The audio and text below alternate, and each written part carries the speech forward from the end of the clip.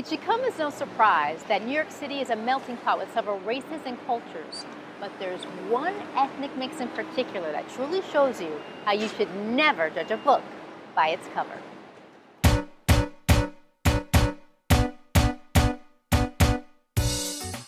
Meet Michael Jung, a second-generation Korean raised since infancy in the Dominican Republic. I was born in New York, right here.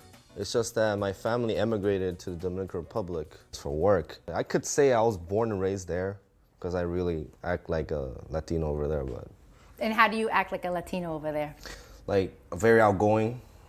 When I speak, I always use my hands. A lot of Koreans, I don't think they really use their hands. Like, let alone like speak fast or a lot.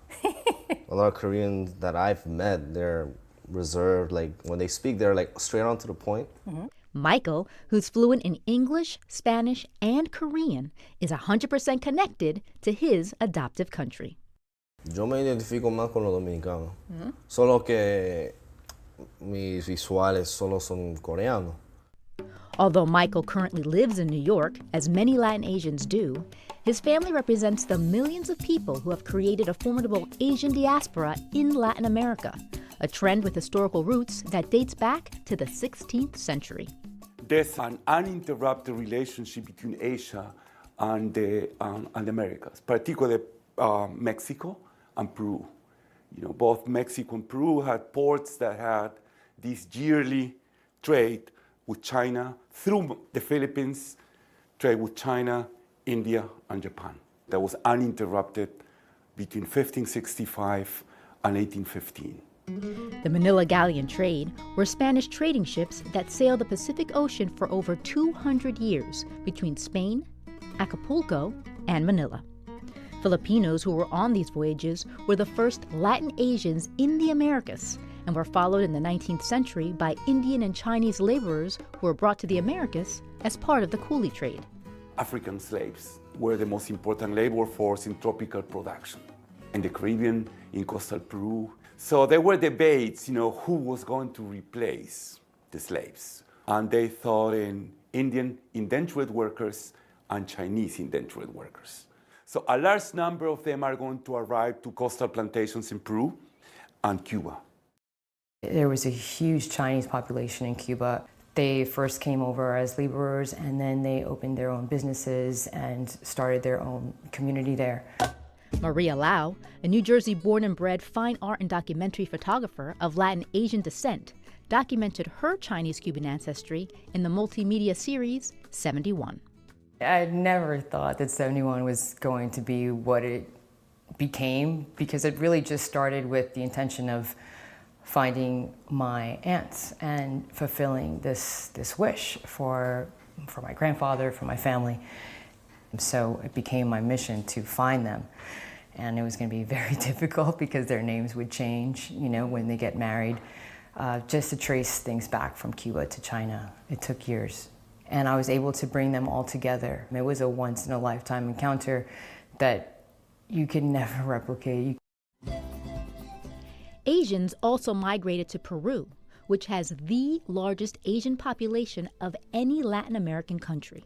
If you grew up in Peru, chances are somebody in your family is of Chinese descent. It's like in our blood. Fabiana Chu, who currently lives in New York, is a fourth-generation Chinese Peruvian born and raised in Lima. But never really had to, in Peru, explain what it was like to be Chinese Peruvian. I was never asked, when are you going back to China? I was never asked, are you really from here? Never, never. That was never a question that I was a Peruvian in Peru. But my race played a role in how people related to me. I wish it hadn't. In Peru, as in many Latin American countries, whether you're Korean, Japanese, or from any other Asian background, you are almost always referred to as Chinese, or Chino, China, Chinita. So that always made me uncomfortable. People choose to refer to you as what you look like, or what they think you look like. And I was always very uncomfortable with that. That discomfort, however, never overshadowed Fabiana's cultural pride.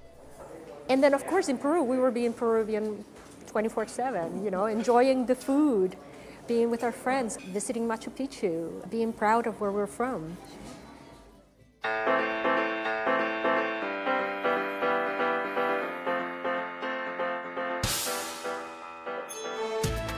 The Latin Asian mix is also celebrated through food, where dual heritage is served on a platter.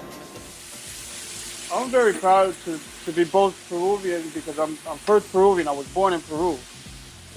And then I have the Asian culture, so I mean, I'm very proud of both. Eduardo Oshiro is the Japanese-Peruvian owner of Aquario restaurant in Port Chester, where his native culinary traditions are not another passing food trend. In fact, the staples of Peruvian cuisine have deeply rooted Chinese and Japanese influences. I think we're doing a good job by providing our culture to others. They're just about, in every plate there's Asian influence into it. The ceviche was already there in Peru, but it had a lot of Japanese culture mixed in. The fried rice, that's where you get the Chinese side. So that you got the Chinese, and then the Japanese would be the tiradito. And then your traditional would be the yuca la huancaína. As Peruvians, and in our food, we can offer a lot, you know, for a lot of people that never tasted our food. Whether it's through food, art, or just living life, Latin Asians are clearly a diverse group of people with different stories to tell, who share a common thread that defies perceptions of race and ethnicity. Soy peruana.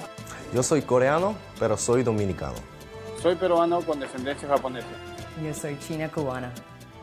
According to the U.S. Census Bureau, there are almost 500,000 Asian Latinos living in the United States, mostly concentrated in New York, Texas, and California. For Asian American Life, I'm Tinabeth Piña.